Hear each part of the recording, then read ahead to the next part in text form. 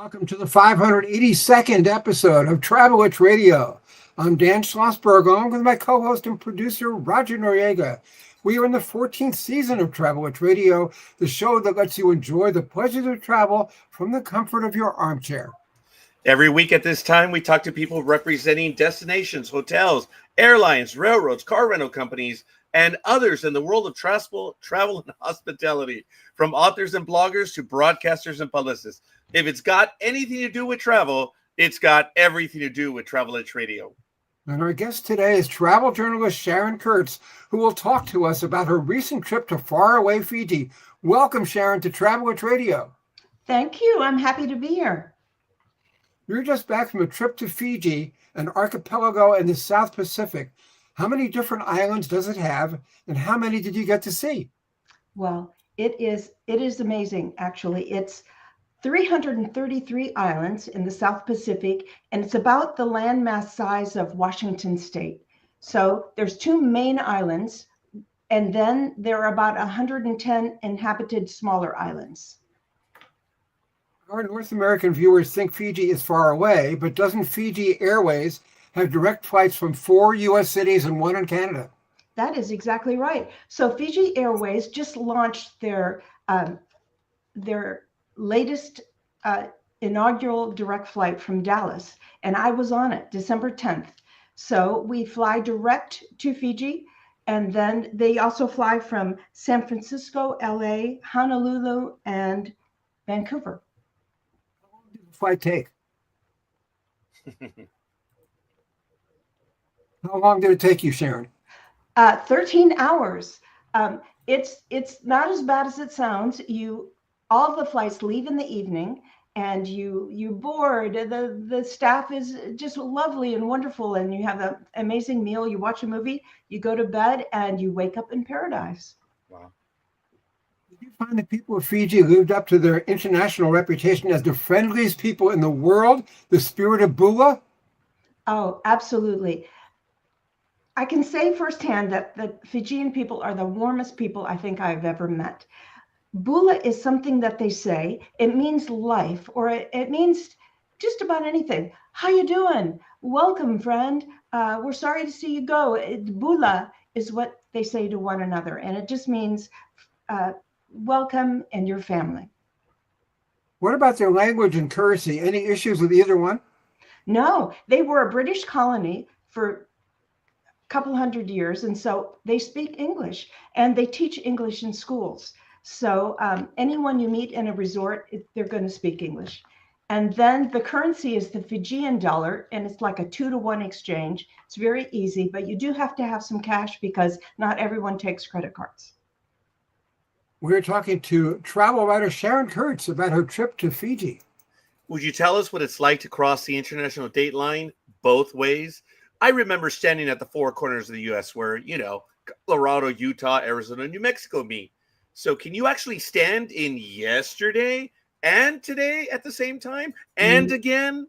Yeah, you can do that. Yeah, it takes a little bit of work to do it, but there's an island out in the Mamuka Islands off of the side where the international date line crosses over. So there is a plaque there. Tourists do it. You can go and you can stand in tomorrow and today at the same time. It's amazing. It's 18 hours difference. So when you board a plane and then you wait and you arrive a day and a half later, you just have to put that out of your mind and live in Fiji and enjoy it. Then when you go to the airport, you get on that plane and you arrive home the same day that you left. It's kind of hard to wrap your head around. Wow, that is cool. And yes, it is. Now, Fiji has an interesting history, including warriors, cannibals, and colonial rule. Would you please enlighten us on that, Sharon? Well, it is true. Fijian people are warm and friendly, as you know, but they weren't always. Fiji was a warrior society. The villages, they would fight fiercely between themselves, and the victor at the end would more than likely cook and eat the vanquished. So cannibalism was a part of their past. And an interesting point was in the 1800s, there was missionaries that came, and one came from Great Britain, and he went to visit a village chief, and they're very modest, and you cannot touch anyone's head. or wear a hat. So this minister touched a chief's head and they cooked him and ate him. So they don't do that anymore. Wow, that's definitely good to know. Now, based on what we see out here in the United States, do people in Fiji live in thatched roof houses? We know they cater to visitors with luxury resorts that provide more bang for the buck. Well, yes, they have. They did, and some do. It's called bure rather. It's a thatched roof dwelling, and it's made with bamboo and thatch and wood, and it's made to keep you cool. So nowadays, the villagers more likely in their village will have a concrete house with maybe a metal roof. But in luxury resorts, you have the thatched roof dwellings everywhere because it is a part of Fiji. What are the real life castaway and surfer's dream? Are they both part of Fiji's Mamanuca Islands? Oh, you bet. Now you've saw Castaway with Tom Hanks, right? Oh, yes. You know that it's the 25th anniversary coming up this year. Can you believe it? So the Castaway was filmed in the Mamanuca Islands, and we stayed in Lomani Island Resort on Mololele Island. And right next door at the plantation of resort next door, they had the prop of the raft and Wilson the volleyball right next door to us. So the other amazing thing about the Mamanuca Islands is the cloud break. That's where they have a world famous reef that breaks to the left, and they have such tall waves. It's like the surfing championships are right there out and in the Mamanuca Islands. Oh, wow. What is the UNESCO Bula Reef Project? I know Fiji pays a lot of attention to ecotourism and conservation. Yes, well, that's also out there in the Mamanuca Islands. It was close to our resort, and it's called Reefs of Hope. So keeping the corals alive is what they're living creatures, and that's what keeps the pristine waters. And Fiji is surrounded by 1,000 miles of coastline. So right out there by our resort, we took a snorkeling trip with the marine biologists out to the Bula Reef, and we got to snorkel and see these little baby corals that they strung on wires and ropes until they got to a certain point, and then they would replant them in reefs that were dying. So in the water, they spell out the word Bula that you can see. I don't know. I don't think you can see it from space, but it's the biggest underwater word that there is. Wow, that is cool. That's good to know. We are talking with travel writer Sharon Kurtz about her recent trip to Fiji. Sharon, since they don't have cannibalism anymore, we're dying to know what you ate in Fiji. So Well, tell us about when you can't eat people, you have to eat what's around you in nature. So it's seafood, and they raise vegetables, and Fiji is one of like the blue zones. They're so healthy, and it's because of their diet. So we had a cooking class out on the beach where we learned to make kokoda, which is kind of like ceviche. So here we are on the beach with fresh fish and vegetables and coconut milk. The coconut tree is called the tree of life. So they use it to build with. They use it to drink the milk and use it in prepared foods. And then they have another important cooking method called Lovo feast. It's where they take their fish and meats and they wrap them in leaves and bury them under stones, and then it cooks all day long, all night long. And but we have that too. But anyway, it is the best, freshest food you've ever had. Is the island culture as diverse as the culinary scene? And is it accurate to say Fiji culture is different than anything else on the planet? Well, I will say going to Fiji is different than maybe a tropical vacation other travelers have been to. I go to Maui. My family loves Maui, but Fiji is kind of like Maui was 100 years ago. All the people in the resorts, they live right around there. They bring their culture with them. And it's a villager culture. When the English came, they never took their lands. All of the village people, they own all of the lands in Fiji. And so family is everything to them. So they come to work at a resort and they want to make you part of their family. So it is a culture unlike any other. This is Travel Witch Radio with Dan Schlossberg and my friend and producer, Roger Noriega. We're in our 14th season, approaching our 600th episode. We're live at 5, New York time, every Thursday on LinkedIn, YouTube, WhatsApp, X, Twitter, and Facebook, among others. Sharon, as an American woman in a remote and foreign place, did you feel at all uncomfortable? No, it is very safe in Fiji. And they're, as I said, they're warm and you feel very comfortable. But it is a patriarchal society. So there are female chiefs, but more than likely the men hold the power positions and the women are under that. But that didn't make me as a tourist feel uncomfortable. I have to ask, do the women still wear grass skirts? Well, more likely it's the men that wear glass skirts. They wear their maybe native dress. It's called a sulu. It's kind of like a wraparound garment. Men and women wear them. But then for traditional dances and celebrations, there's a garment called a tapa skirt that kind of looks like grass. And the men will wear those grass skirts maybe in dances and then as warriors, bare-chested, maybe leaves on their head. It's the men that wear the grass skirts. We are Fiji has countless diverse landscapes. So does adventure await beyond the resorts? Yes, in Fiji, you have every manner of landscape. You have mountains, you have jungle, you have rivers, and then, as I said, 1,000 miles of coastline. So more than likely, you are doing adventure sports. You're hiking maybe to remote villages. We, as a matter of fact, we took a boat up a river with mangroves on either side, and then hiked up to a secluded waterfall. So you have so many types of terrain. You just don't go lie on the beach unless you want to. You can do that. We're talking to travel writer Sharon Kurtz about her trip to Fiji.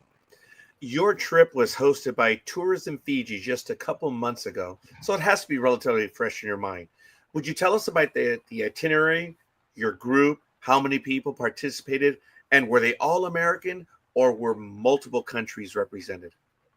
Well, as I said, just in December, Fiji Airways had the inaugural flight from Dallas to Fiji. So Tourism Fiji invited 4 Dallas journalists. There was one actually that was she has a podcast and she's more like an influencer, and 3 writers along with our host. And it was just the 4 of us. And we had a wonderful time together. So we stayed 5 nights and we visited 3 luxury resorts. But the resorts there are all very different. The first one was on the Mamuka Islands, and we had to take a helicopter. We took 2 helicopter rides while we were there, because you either take a fast speedboat or there are a few ferries or helicopter. That's how you get around. So the first was Lomani Island Resort, and that's adult only, with only 30 bures that are very private. And just imagine, I was a single woman, but I sure would like to have been there on my honeymoon. And then we went to Nanuku Resort. That's on the Pacific Harbor side of the main island. That's where we did so many adventure activities. And I would say that's the most Fijian of the 3. And then finally, close to the airport, we went to the Sofitel Fiji Resort. That's kind of French Fijian style, the largest of the resorts, but still, all 3 were just lovely, all in different ways. I know you mentioned it a short while ago, a little bit, I should say, but we'd like to know a little bit about the history of Fiji. When did it become an independent country, and what was its colonial legacy? As I mentioned, you gave us a taste of it already. Yeah. Well, it is true that they were native warrior peoples in the South Pacific. And then the British came, as the British did in many parts of the world around the late 1800s. And the British came to develop sugar plantations. So they came in 1874. And then they brought in Indian workers to work the fields. And so they did get their independence in 1970. But by 1970, almost 40% of the people are of Indian descent. So now they are an independent nation, but they're blended with Fijian customs, Indian customs, and they still have a very unique culture there in Fiji. Sounds like it. Does tourism drive the economy of Fiji? Yeah, it does. It's just gorgeous. And they're an island nation. And what they have that is so precious is that beautiful, pristine nature, water. Just imagine, we drink Fiji water. Well, it is just as clear out of the ocean as it is in those bottles. And so that's why they have coral that surrounds the island. And coral is a living thing, and it helps filter the water and keeps them clean. So tourism, whether it be working in a resort or driving a vehicle or growing food for the resorts, tourism drives the island. Is it true that fishing, boating, and water sports are also important? Oh, yeah. You can rent, all of the resorts probably will take you on a fishing trip. And you can go diving with sharks. You can go diving with man rays. You can go kite surfing, and you can go surfing. It's one of the most popular surfing places in the world.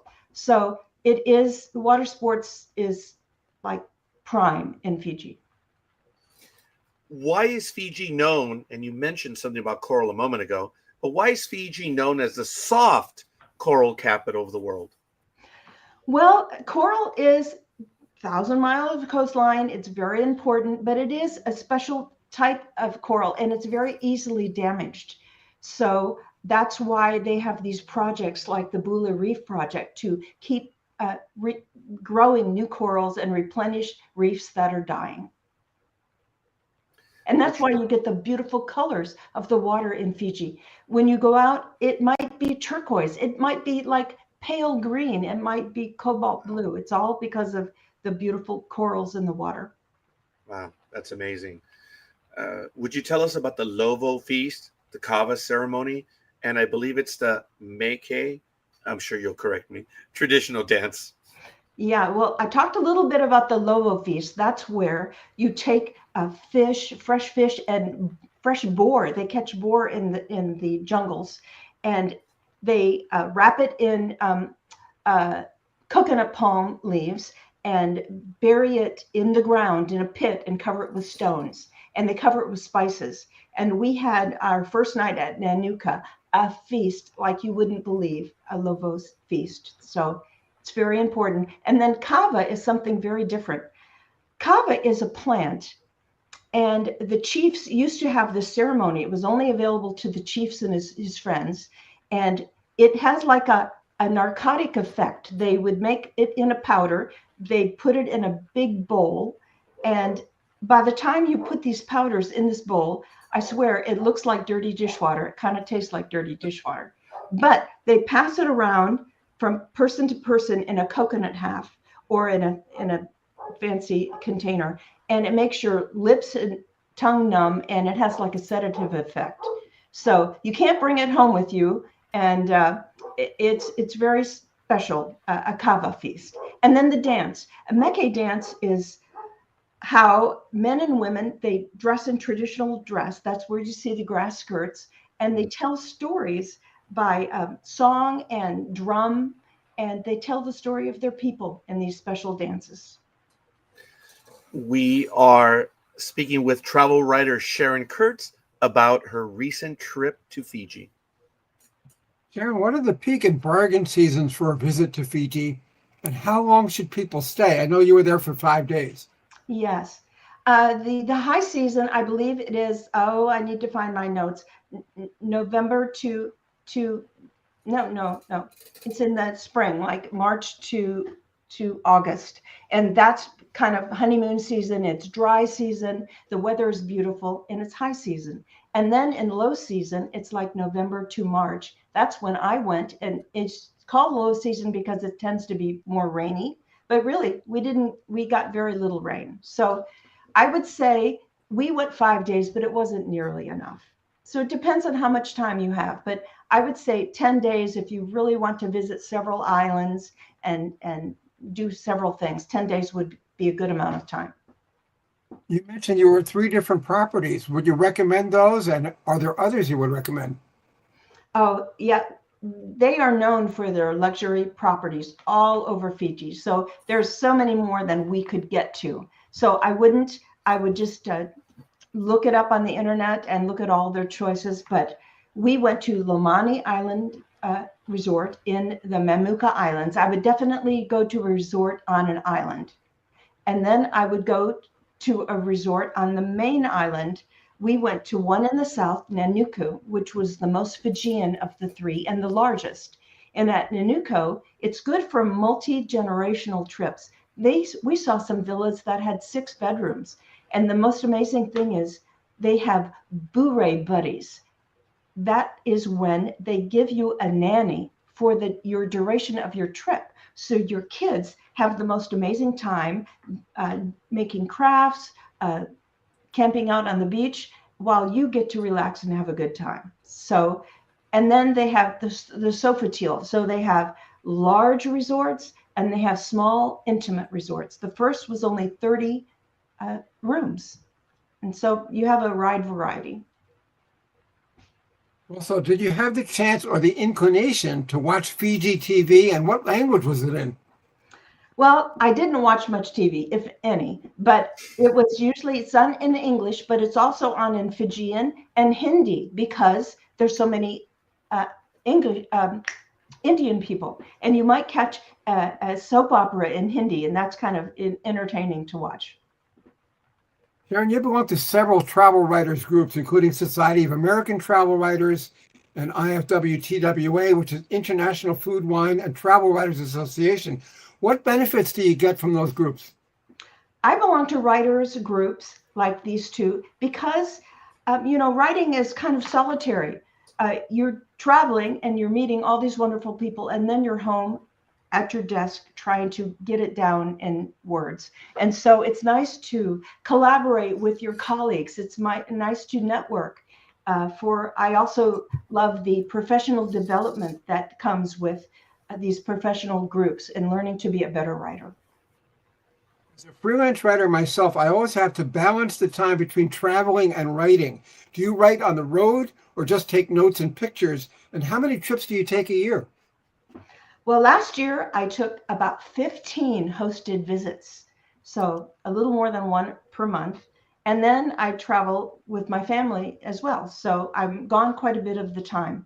But I don't write my stories on location. I use my time there to take pictures, to meet people. And then I have this really handy device. It's called Otter. It's a transcription device on my phone.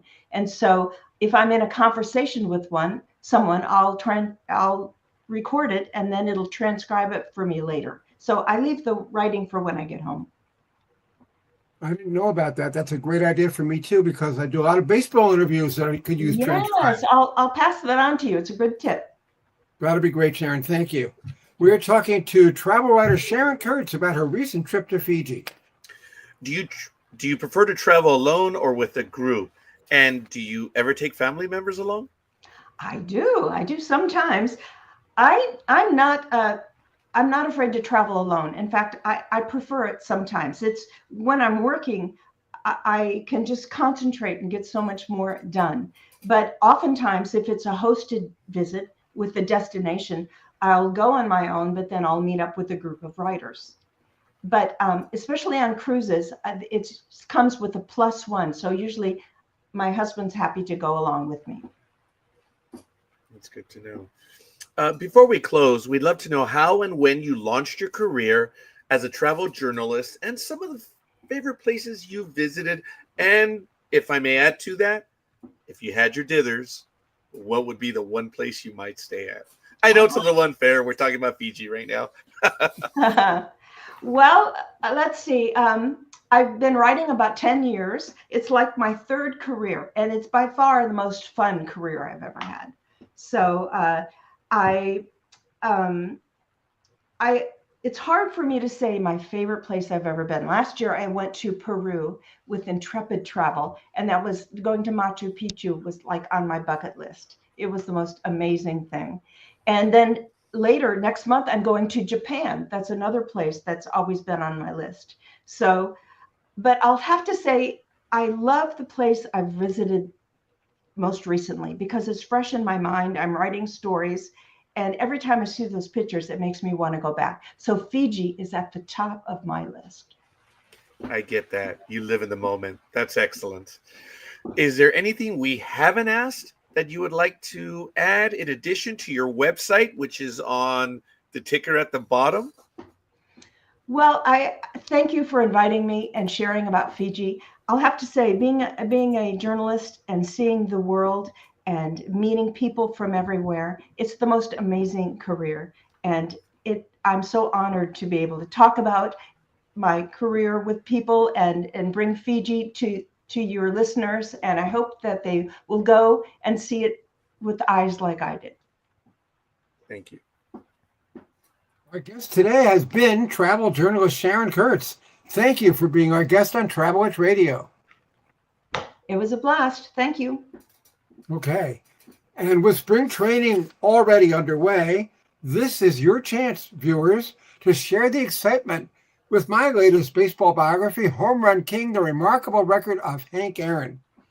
Featuring a foreword by Dusty Baker, this 265-page hardcover explores Aaron's contributions as an athlete and as a home run hitter on and off the field, an advocate for civil rights as well. That's Home Run King, The Remarkable Record of Hank Aaron. Get it today on Amazon.com. And that's it for this edition of Travel Witch Radio. Now, this is Dan Schlossberg, along with my friend, co-host, and producer Roger Noriega, saying thank you for your time this time. Until next time, join us next week when our guest will be Mary Beth Romig, Assistant Vice President of Public Relations for New Orleans and Company. Hope to see you next week. In the meantime, thanks for watching. Good evening and stay safe. Here we go.